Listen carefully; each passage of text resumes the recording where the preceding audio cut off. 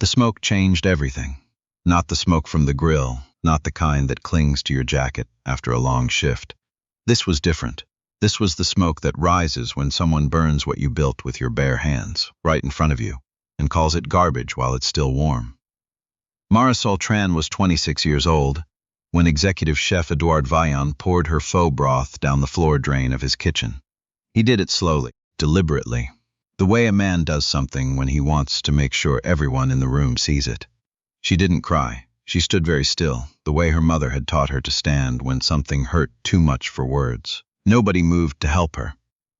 Marisol had come to Montréal from Winnipeg at 22 with $300, a second-hand knife roll, and a notebook so full of handwritten recipes that the spine had cracked clean through. She'd taped it back together with electrical tape, black tape over the yellow cover. Her grandmother had picked out at a dollar store in Tainan, 40 years before she ever dreamed of Canada. The notebook wasn't really a recipe book, not in the way people think of recipe books. It was more like a conversation. Her grandmother, Benoit, had written the first two-thirds of it in cramped, careful Vietnamese, sometime in the 1980s. The ink had faded from black to the color of old tea. The measurements were approximate. A handful of this until it smells right, the way you know, because Benoit had learned to cook in a time and place where precision was a luxury nobody had. Marisol's mother had added her own notes in the margins, in French and English both, adapting the recipes for a Canadian kitchen in Winnipeg, where star anise wasn't always easy to find, and you made do. Then Marisol had added her own layer. Small tweaks, questions to herself, little arrows pointing to variations she wanted to try. 3 generations of women in the margins of one cracked spine notebook. She'd carried it from Winnipeg wrapped in a cloth inside her backpack, the way you carry something irreplaceable. Montréal had not been easy. She'd washed dishes for 6 months at a brasserie on Saint Denis, then worked prep at a catering company, then got a trial shift at Le Cèdre Doré, the kind of restaurant that people describe as an institution. 2 Michelin stars, a wine cellar that cost more than most people's houses, a head chef, Edouard Vaillant, who had been written about in enough magazines that he had started to believe the adjectives. Vaillant was not a cruel man, exactly. He was something more specific. He was a man who had decided, somewhere in his late 40s, that he had already learned everything worth knowing about food.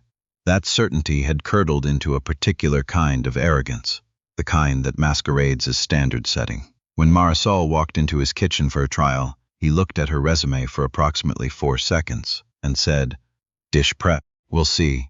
She worked dish prep for 7 months. She was good at it. Fast, clean, precise. She reorganized the mise en place system so that the line cooks spent less time searching for things during service, a small change that nobody officially acknowledged but that everyone quietly benefited from. She noticed things. She watched the way Vaillant built his sauces and filed the techniques away. She asked questions only when she was sure the timing was right. Not during service, never during service, only in the quiet space after cleanup when the kitchen exhaled. Some of the line cooks were decent to her. A few were not.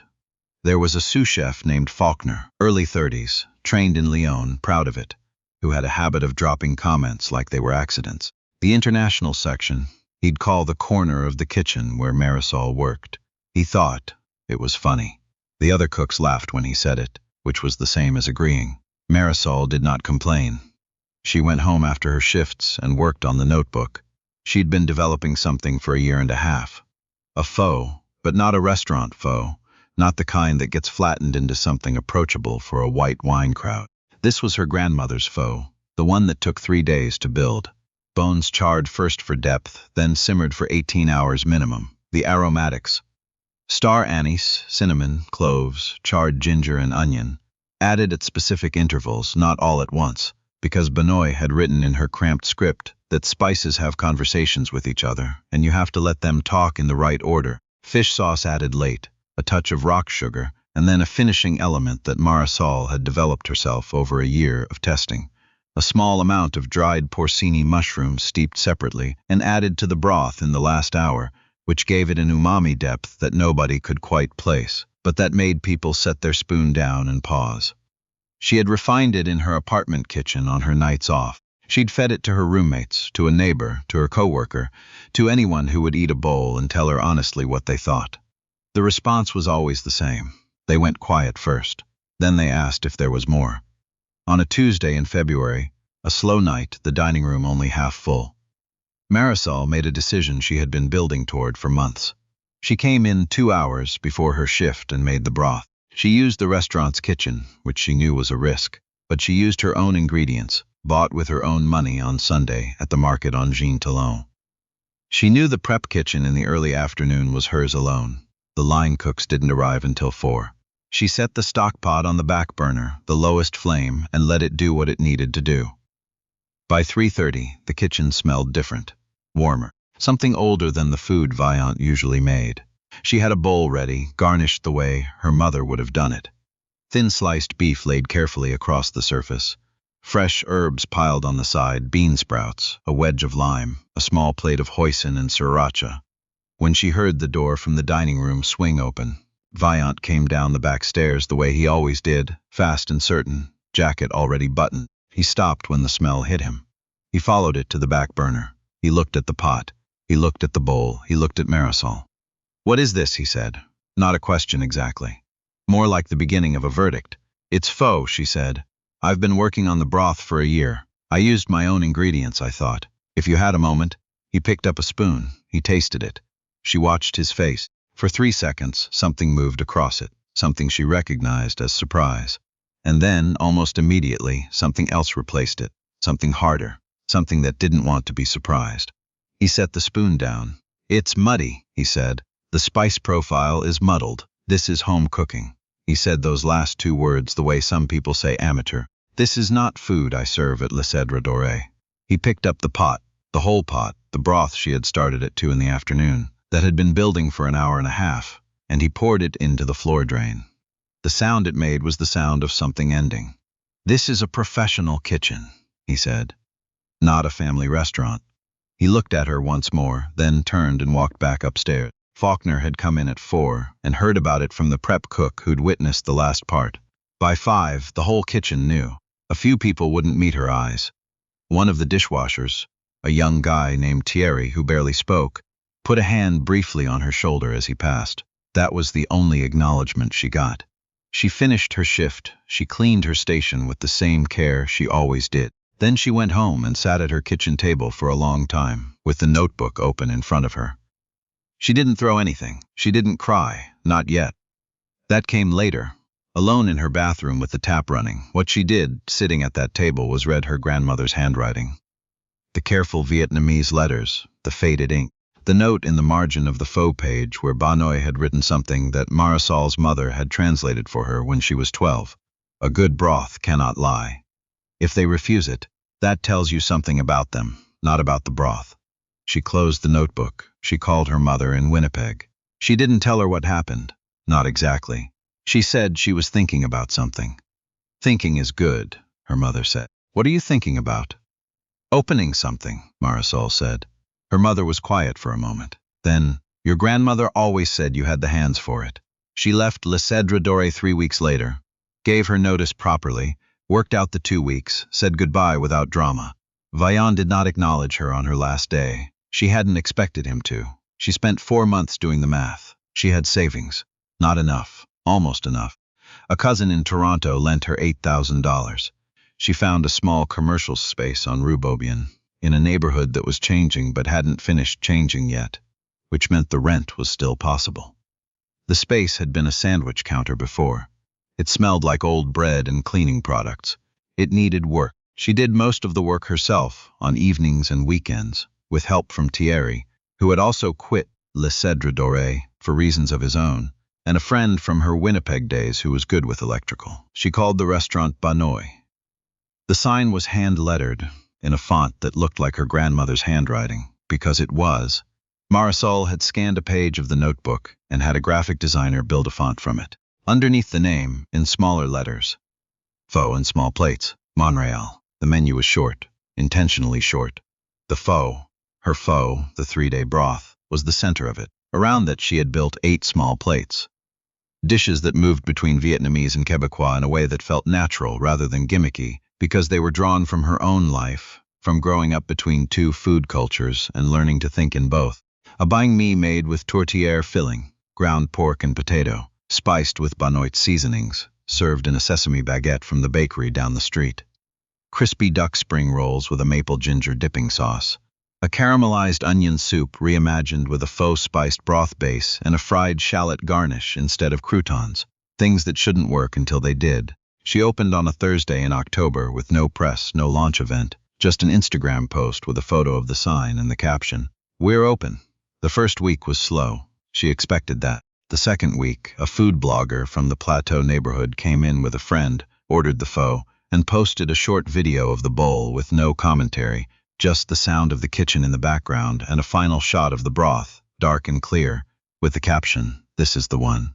The video got shared 400 times in 2 days. By the third week, there was a line at noon. By the sixth week, she had hired 2 more cooks. She worked 18-hour days. She called her mother every Sunday. She kept the notebook in the office, on the shelf above her desk where she could see it from the kitchen door, the black electrical tape holding its spine together. 7 months after she opened, Marisol Tran received a letter from the Michelin guide.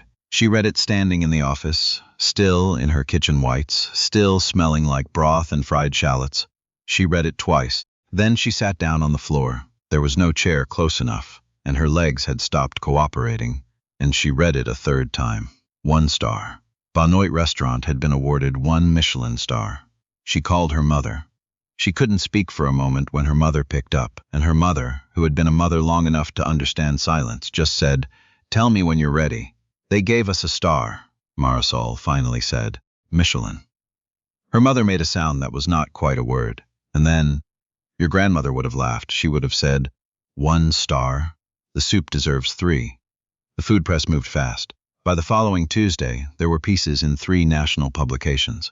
A food journalist for Le Devoir wrote a profile that spent 2 paragraphs describing the broth, its depth, its clarity, the way the spice notes arrived in sequence rather than all at once, and then quoted Marisol saying, "The recipe is my grandmother's. I just finally had enough faith in it to serve it to strangers." Someone, in the course of that week's coverage, mentioned that Marisol had previously worked at Le Cèdre Doré. A food journalist who was thorough enough to make calls found out the rest. The story, the broth poured down the drain, the verdict of home cooking, the 2 weeks' notice served quietly, ran in a weekend magazine feature with a headline that Marisol had not been asked about and would not have chosen. But she didn't deny any of it because none of it was untrue. Edouard Vaillant issued a statement through Le Cèdre Doré's publicist. The statement said something about high standards and the demands of a 2-star kitchen and wishing Marisol well in her success.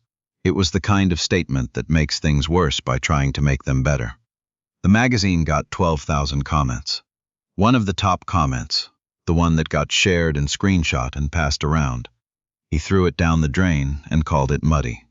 The Michelin guide called it extraordinary. There's a lesson somewhere in there, and it has nothing to do with soup. At Banoit, the line now started at 11:15. Marisol had hired a full team, taken on a junior sous chef, extended the dinner service to 6 nights a week. She'd kept the menu at 8 small plates. People had asked her to expand it. She'd said no. The restraint was deliberate. Her grandmother had made maybe 20 dishes her whole life, and every single one of them was perfect because she had made only those 20. On the shelf above her desk, the notebook sat in its cracked cover with the black electrical tape. She had been asked by a publisher if she'd consider turning it into a cookbook. She had said she needed to think about it. She thought about it most evenings, after the kitchen closed and the last prep was done, and the restaurant was quiet in the particular way. Restaurants go quiet at midnight. The hum of the refrigerators, the tick of the cooling ovens, the city outside doing what cities do. She would make herself a bowl, just for herself, plain, no garnish. The broth the way Banoit had made it, the way her mother had made it, the way she now made it, every day, for strangers who drove across the city to sit in a room with hand-lettered walls and eat something that tasted, somehow, like being cared for. She thought about what it had taken to get here, the 7 months in a kitchen where she was invisible. The afternoon she'd spent 2 hours building something true and watched it disappear into a drain. The table she'd sat at afterward with a cracked notebook and her grandmother's handwriting. The thing about Vaillant was not that he was wrong about everything. He was right that the kitchen had high standards. He was right that not everything belongs on every menu. What he was wrong about What cost him was the assumption that he already knew everything worth tasting, that the origin of a thing told him its value before he'd finished chewing. He'd tasted the broth for 3 seconds and decided. She'd spent 18 months building it and decided differently. That was the whole story, really. What Marisol Tran understood, standing alone in her kitchen at midnight with a bowl of her grandmother's pho, was something that Ba Noi had known in a small kitchen in Tay Ninh with almost nothing. That real cooking is not about impressing people who've already made up their minds. It's about feeding the ones who are still open. And there are always more of those people than you think. There is always someone who will taste it properly. You just have to keep the broth going until they find you.